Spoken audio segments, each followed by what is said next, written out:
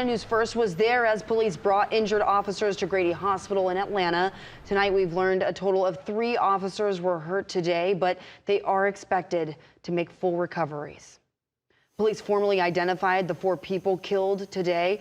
Atlanta News First, Asia Wilson is live in Hampton right now. And Asia, this community is still in shock tonight.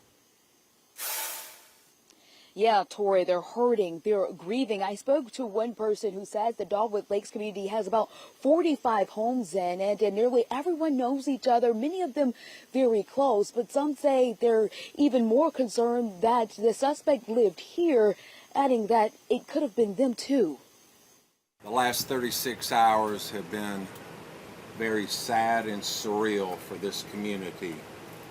When we came yesterday, we had no idea that tragedy would befall this tranquil and peaceful community. Hampton, a small community with a little over 8,000 people, is in its worst pain. On July the 15th, between 10:45 and 10:55 a.m., 4 residents in the city of Hampton lost their life. Chief James Turner identified the victims as Ronald Jeffers, Steve Blizzard, and a couple, Shirley and Scott Levitt.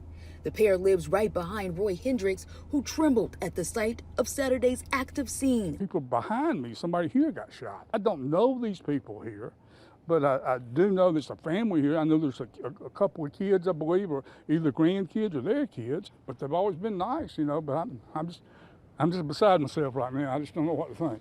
On Sunday, officials confirmed the accused shooter, Andre Longmore, lived in the Dogwood Lakes neighborhood. One man saw him in action, shooting at his neighbor. He was shooting right at the car. He was shooting at the car. As soon as I opened up my window, I seen his arms in the air. I said, okay, I just missed the shot.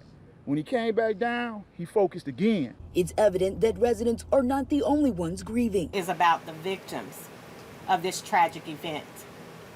It's about their families, and it's about the community. But emotions also being felt by those leading the city. Yesterday will certainly go down as one of the saddest in the 150-year history of this city. Now, the mayor is saying today that there will be a candlelight vigil tomorrow night at 7:30. It's set to take place at the Terry Jones Depot Park. She's encouraging anyone to come to support these grieving families. We're live tonight in Hampton.